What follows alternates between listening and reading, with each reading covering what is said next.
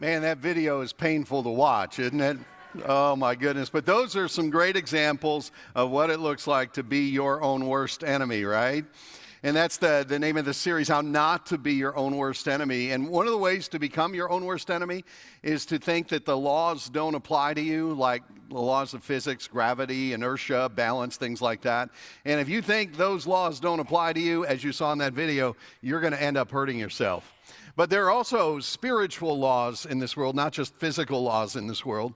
There's spiritual laws that God has given. And when we begin to think that those laws don't apply to us, the same thing happens. We're going to hurt ourselves, and as a ripple effect of that, we're going to hurt the people around us as well. And so we've been talking during this series about how not to become your own worst enemy, because the truth is, any single one of us has the potential to be our own worst enemy. We all have the ability and the potential to make decisions, put ourselves in circumstances that end up just creating pain in our own lives and pain for the people around us. And so we want to help you not be your own worst enemy. And so that's what this series is all about. We're going to jump in today to week number 3. Before I do that, let me just welcome everybody who's watching online right now, and everybody in the room here at our Dixon City campus. Make them feel welcome. Great to have the online audience with us. And let me also give you a preview of what's going to be happening in the next teaching series, which begins in 2 weeks. In 2 weeks, we're beginning a teaching series called Margin, Get Your Life Back. Because, you know, if you were to look back on 2019, probably all of you would say that you had a very busy year. In fact, when I talk to people nowadays and I'll say, how are you doing? A lot of people say, I'm doing pretty good, but I'm really, really busy. But the question is, are we busy with the right things? Are we busy with things that really matter? And so my hope and my prayer is that we could get to the end of 2020 and look back and say, you know, I gave my time, I gave my energy to the things that mattered the most. And so during this season, during this series, that begins in a couple of weeks, we're going to talk about how to remove some of the distractions from our lives so that we can focus on what really matters, how to decrease the anxiety and increase the depth of our relationship with God and with others, how to create some margin in our lives for the best things to happen. And so on your way out today, we're going to give you 3 invite cards. We want you to take these and begin thinking about 3 people that you can invite to church with you who will be sitting next to you as we begin that new series in 2 weeks called Margin. Okay, so keep that on your radar. Let's jump into the current series, How Not to Be Your Own Worst Enemy. And what we've been doing during this series is talking about 4 habits, what I would call 4 preemptive habits. In other words, if we develop these habits and we establish these habits in our lives, they can keep us from becoming our own worst enemy. We can avoid pain and create blessing and joy in our lives by practicing these 4 habits. And so we began 2 weeks ago by talking about habit number 1, which is this: think long term. Think long term.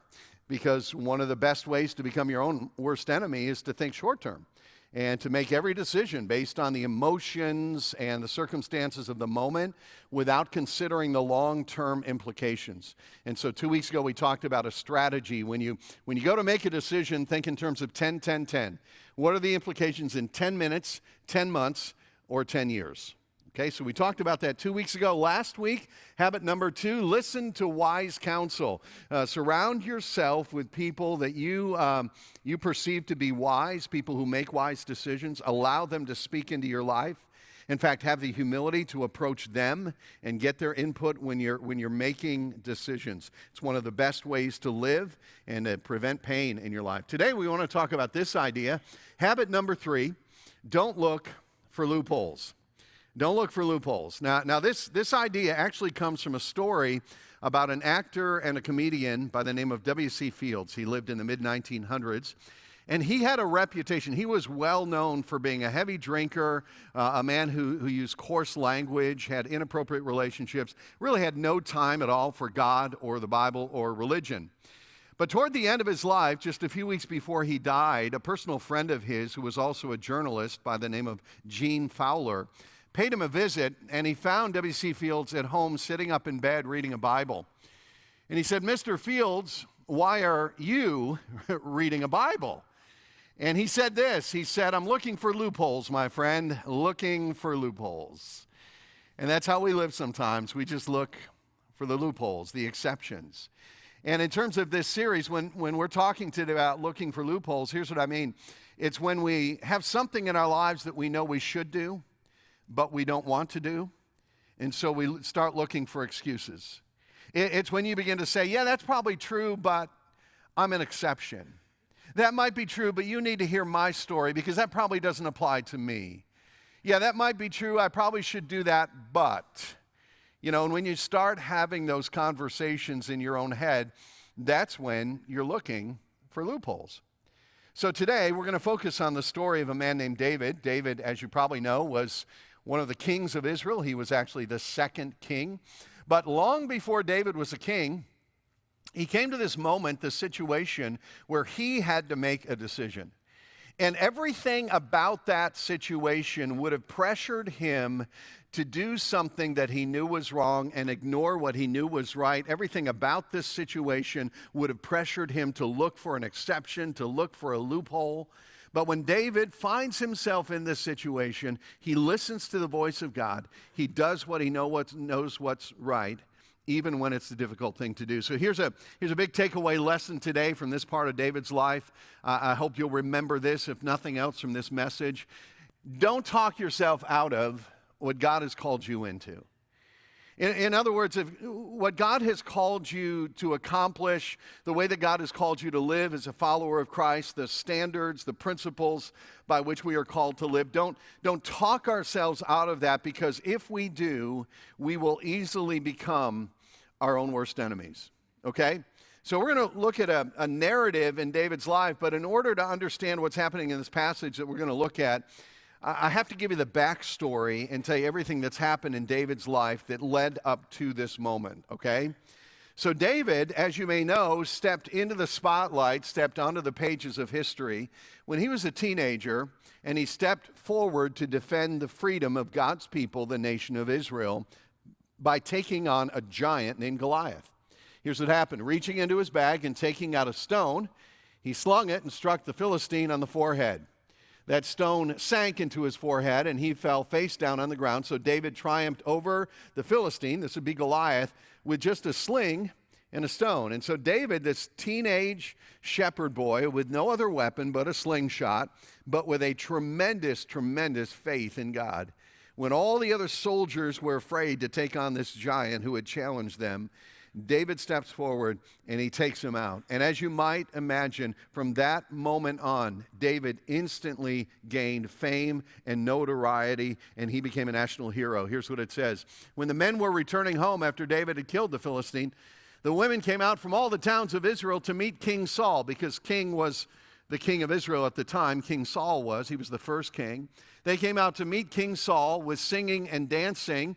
And as they danced, they sang, Saul has slain his thousands, and David his tens of thousands, which was a little bit of an exaggeration. It was just some poetic license. He had only killed one guy. He's a really big guy, but it was only one. But they make up this song, and Saul, when he hears this, he is not a happy camper.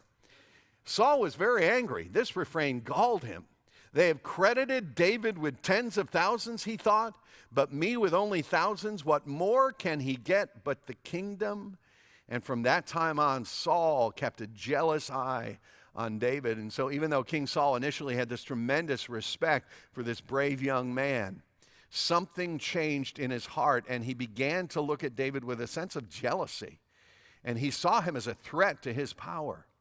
And so eventually what he decides to do is, instead of keeping David around where everybody could keep making these comparisons, he puts David in charge of a segment of his army, and he sends David off into battle, secretly hoping that David, in battling their enemy, the Philistines, that David would get killed and problem solved for King Saul. But it doesn't quite work out that way. It kind of backfires. Verse 13, so he sent David away from him, get him out of my sight, and gave him command over 1,000 men, and David led the troops in their campaigns, their battles. In everything he did, he had great success because the Lord was with him. And when Saul saw how successful he was afraid of him. He was threatened by him, afraid for his own power. But all Israel loved David because he led them in their campaigns, in their battles. So do you see what's happening here? David is becoming more and more powerful. David is becoming more and more successful, more and more popular, and Saul is becoming more and more and more jealous of him. And there's this deep-seated bitterness and jealousy in Saul's heart. And let me tell you how deep-seated this was. It was so deep-seated that eventually something interesting happens. Saul's own daughter falls in love with David, this national hero, this young man. And they're like in love, they're a thing. And so eventually they got to have the conversation with her dad. And you would think that Saul, being so jealous of David, would say to his daughter, I don't want you to have anything to do with that guy. But he actually says yes to their marriage. But the reason behind it is very interesting. Listen to this. Saul's daughter Michal was in love with David. And when they told Saul about it, he was pleased. I will give her to him, he thought, so that she may be a snare to him and so that the hand of the Philistines may be against him. Do you know what that means? Here's what he's thinking. If he's my son-in-law, then he's going to have an even bigger target on his back because now he's the son-in-law of the king and he's going to be an even bigger prize and the Philistines are going to try even harder to kill him. He's like, welcome to the family, son. I hope it gets you killed. Like this is how deeply insecure and jealous Saul had become. Eventually, his jealousy and hatred toward David becomes so intense that he no longer even tries to hide it. He literally tries to kill David on several occasions, including this one. Saul tried to pin him to the wall with his spear, but David eluded him as Saul drove the spear into the wall. Listen, you think you got in-law problems? It could be a whole lot worse. Let me tell you, there are no spears flying at Christmas, I'm sure. That night, David made his escape, and so eventually David is left with no other option but to leave his home, to leave his family, and literally become a fugitive. In fact, after David left, Saul actually gave his daughter away in marriage to a different man now that David was out of the picture. And so David has lost everything, and he spends literally years of his life running from this insanely jealous king named Saul. Now, in the process of all of this, David becomes surrounded with these other outlaws who are kind of escaping from the power of King Saul as well. And so they become very loyal to David. They surround him, and they become known in the Bible as David's mighty men. It's kind of like Peter Quill from Guardians of the Galaxy, Star-Lord. He's on the run, and he surrounds himself with this cast of misfits and outlaws who are very loyal to him, and they fight together. So this was David at this point, okay? So all of that is background. And now we come to chapter 24, and this is where the story gets very, very interesting. Verse 1. After Saul returned from pursuing the Philistines, he was told, David is in the desert of En Gedi. So Saul took 3,000 chosen men from all Israel and set out to look for David and his men near the Crags of the wild goats. And so Saul gets a tip about David's whereabouts. And still jealous, he gets 3,000 of his best soldiers, and they go out looking for David. And the place where they go looking and the place where David is supposed to be is called En Gedi. You can still visit En Gedi today. This is what it looks like. And as you can tell from the picture, that's an ideal place to go if you're running from somebody. There's these big limestone cliffs, and there are all kinds of caves all throughout that area. And there's actually a natural oasis nearby, so there's a source of water. And so David and his men at this point are hanging out here. Saul goes out after them. And then things get really, really interesting, especially if you're a middle school boy. Here's what happens in verse 3. Listen to this. He came to the sheep pens along the way. A cave was there, and Saul went in to relieve himself. I'm not 100% sure, but I think this is the only time in the Bible it talks about somebody going to the bathroom. I'm sure they did, but this is like the only time it talks. You should read the Bible sometime. It's very, very interesting.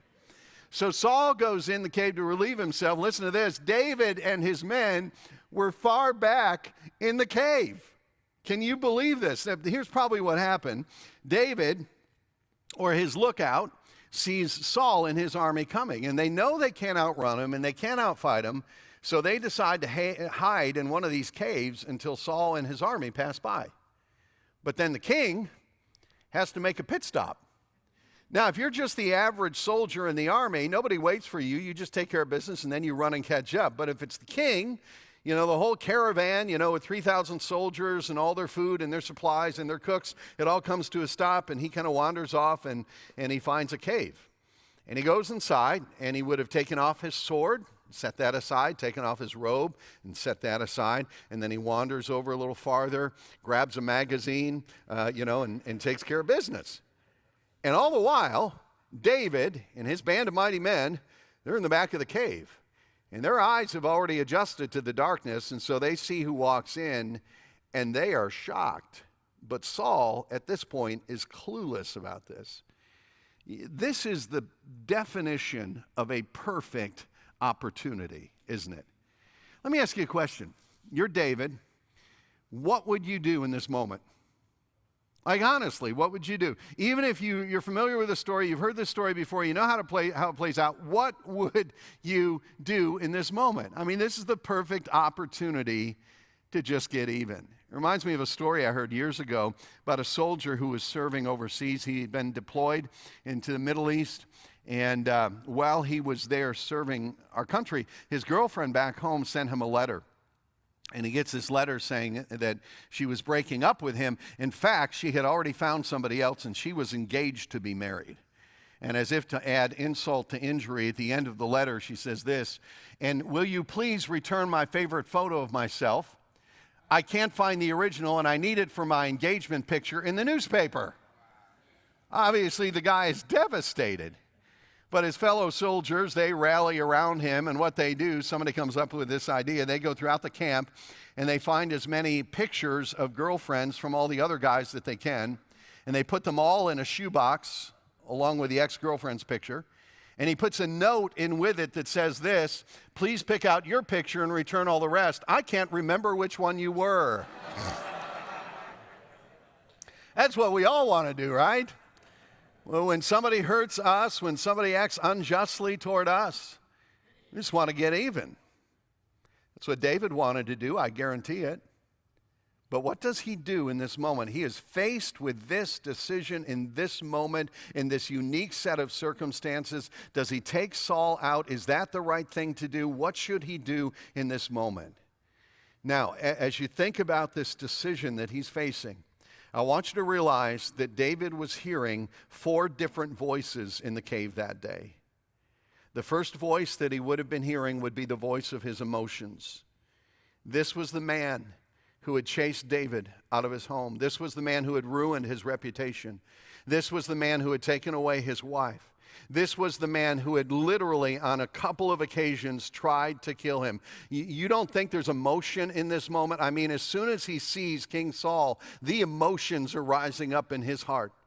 There's anger, there's hurt, there's betrayal, there's fear. And here's what his emotions were telling him.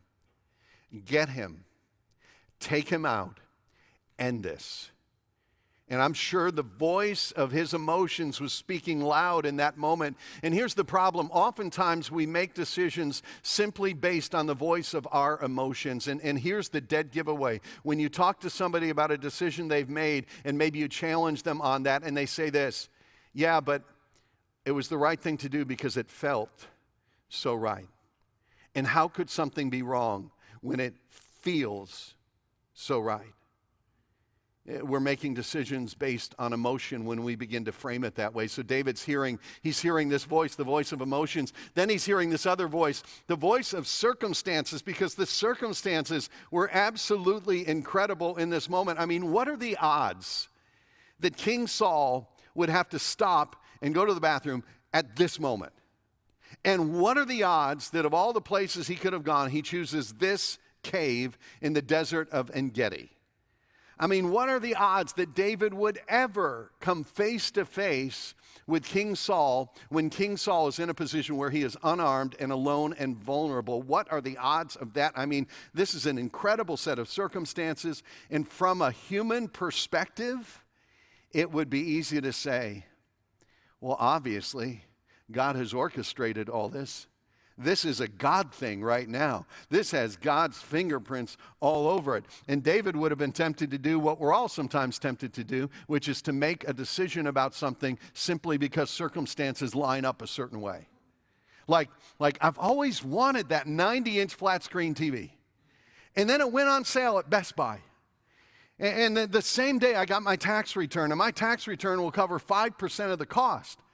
And believe it or not, that very same day I get a pre-approved credit card offer in the mail. So obviously, all the circumstances were lining up. It was the right thing to do. I'm in debt up to my eyeballs, and I don't have any money to pay my bills, and I can't be generous, but obviously, it was the right decision. Can't you see that? Just the way circumstances lined up. Obviously, God wanted me to have that 90-inch flat screen TV. And we can make decisions based on the voice of circumstances. But then, there was not only the voice of his emotions and the voices of the circumstances, but there was the voice of his friends as well. This band of mighty men that had been so loyal to David, and I'm sure that as they traveled through the wilderness and they're sitting around the campfire at night, David described how years ago when he was a young boy, the Jewish priest Samuel came and anointed him and prophesied that he someday would be the king of Israel, and he would tell those stories, and they saw that he was a great leader and a man they could follow. And so this moment comes, and here's what they say. Verse 4, the men said, "This is the day the Lord spoke of when he said to you, I will give your enemy into your hands for you to deal with as you wish. David, this is no accident. David, this is your time." Of course, they're whispering, "David, you need to take this guy out." So you got the voice of his emotions, the voice of his circumstances, even the voice of his friends saying one thing: David, just kill him. But do you know what we need to do sometimes? Sometimes we need to turn down the voices of our emotions and our circumstances, and even sometimes our well-meaning friends, and we need to dial in to the voice of God himself. Because here's the thing. Emotions are so misleading, so deceptive, and circumstances, most of the time, they're just circumstances. And our friends, sometimes they tell us what they know we want to hear. And so sometimes we've just got to tune into the voice of God himself and understand his will and his desire and his calling on our lives. And this is what David ultimately does. Ultimately, he tunes out all the other voices and listens to the voice of the God who has called him to be the king someday. Here's what he does. Very interesting. End of verse 4. Then David crept up unnoticed and cut off a corner of Saul's robe. Now, I don't know why he did that. The Bible doesn't say why he did that. Maybe he just wanted proof that he had gotten that close. Maybe one of the guys in the back of the cave said, "I double dog dare you." I don't know why he does this, but he creeps up. He cuts off a corner of the robe. Then he goes back to the back of the cave again, and they're kind of waiting for Saul to finish up. And while they're back there, God's Spirit begins to speak to the heart of David. Here's what it goes on to say, verse 5. Afterward, David was conscience stricken for having cut off a corner of his robe. Isn't that amazing? I mean, this is the guy who was trying to kill David, and all David does was cut off a corner of his robe. But see, David, at least at this point in his life, was so dialed into the heart of God that he felt a sense of guilt even in this very small act of aggression. And so then he speaks to the rest of the guys. Verse 6, he said to his men, "The Lord forbid that I should do such a thing to my master, the Lord's anointed, or lift my hand against him, for he is the anointed of the Lord." With these words, David rebuked his men and did not allow them to attack Saul. And Saul left the cave and went his way. It's amazing to me. Ultimately, David, in spite of all the other voices, listened to the voice of God, and he says to his guys, "This is the king. And in case you've forgotten, it's against God's law for us to kill the king of the nation of Israel. And he's the anointed of God. God put him into place, and so it's only God's prerogative to take him out of that position. It's not our job to do that for God, so we have no choice but to let him walk out of here." And they let him walk out of there. Now, David wasn't excusing what Saul had done. He was just choosing not to look for a loophole. He was just choosing not to allow King Saul's bad behavior to dictate his own behavior. And he knew that the right thing to do was just to to stay back there and to stand down and to let him go. And you know, the most important thing we can do when we come to a point of decision is try to sift through all the noise of this world and all our conflicting emotions and all the circumstances we find ourselves in, and just try to listen carefully and discern the voice of truth. There's an old story about a rancher who lived way up in the hills in the state of Wyoming, and he lived by himself in a very, very simple cabin, and his only form of entertainment was a battery-powered radio. And every Friday night, he would listen to a station that played classical music, and they would play it live from their recording studio. And so one day, the station receives a letter from this guy. He says, "I enjoy listening to your program every week, and I'm writing to ask you a favor.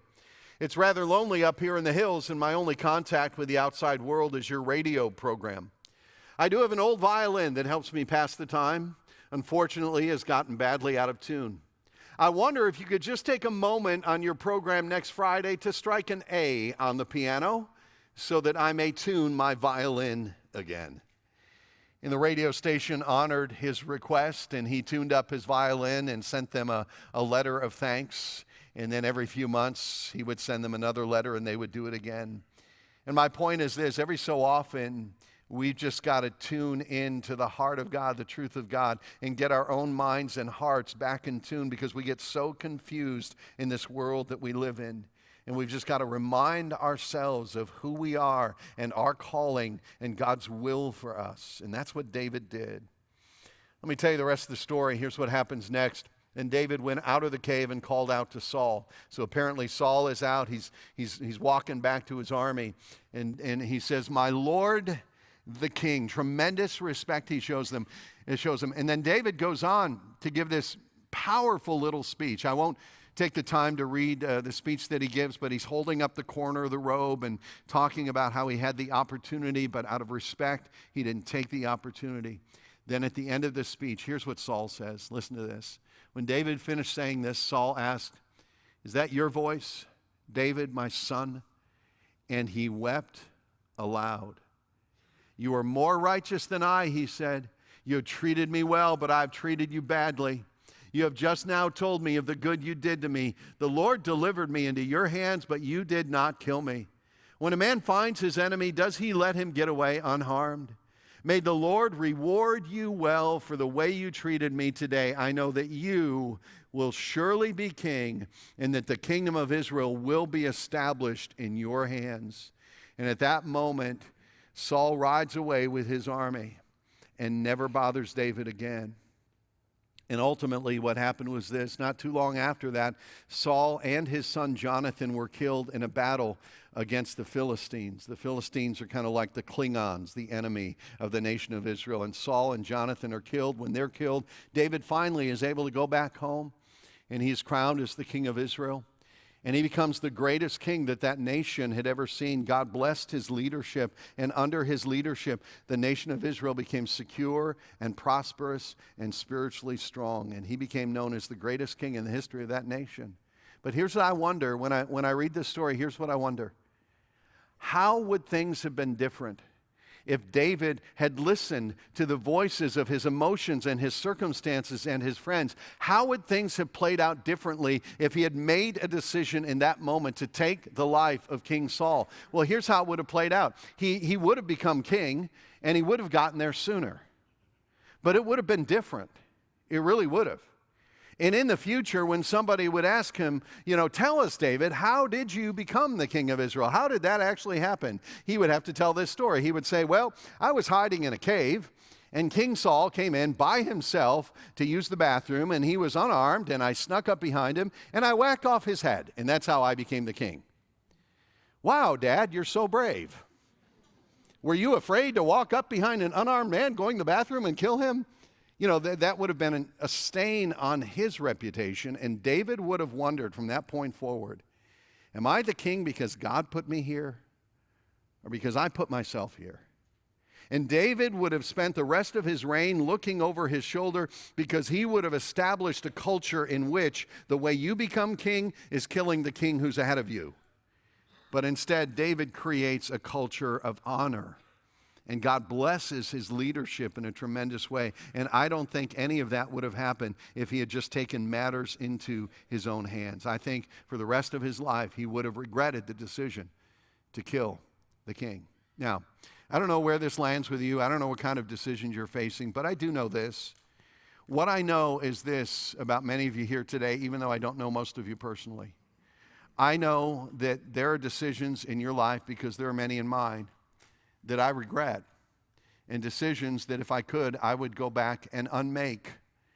But here's the thing. If we're honest with ourselves and we look back, those decisions that we regret, the decisions that we wish we could unmake, were decisions we made when we were listening to all the wrong voices and we tuned out the voice of God. Let me say it again one more time. Don't talk yourself out of what God has called you into. Don't try to talk yourself out of what God has called you into. Don't look for loopholes. Just trust God, listen to his voice, and go where he's calling you to go. Obey him.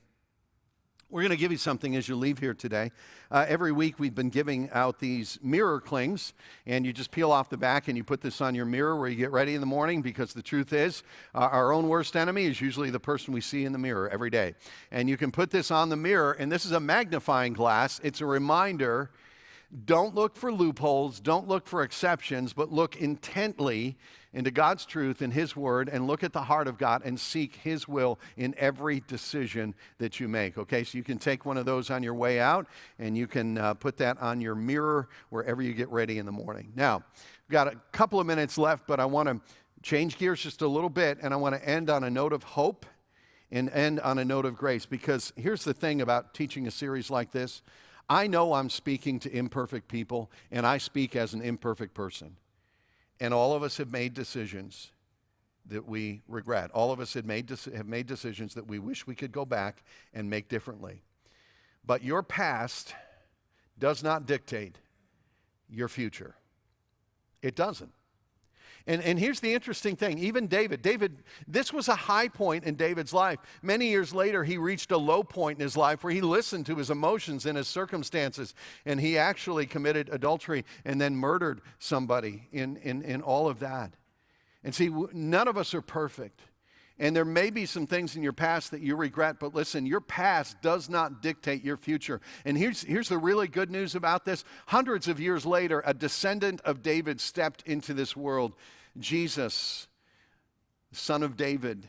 He was a descendant of that line, but he was fathered by the Holy Spirit. Literally, he was God's son in this world. He came to this earth, walked in this world.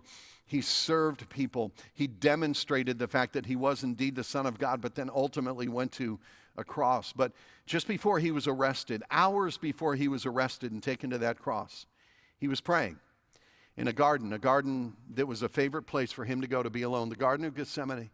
And while he was praying, knowing what was in front of him, there was turmoil in his heart. And here's what he said. He said, "My Father, if it is possible, may this cup be taken from me, yet not as I will, but as you will." And so his emotions were telling him, don't go to that cross. Even his closest friends, the disciples, were telling him, this can't be right. Don't go to that cross. And yet he listened to the voice and the will of his Father. He went to that cross. He died there. And by his death and ultimately by his resurrection, he paid the price for our guilt and shame and our sin and all of the mistakes that we made in the past.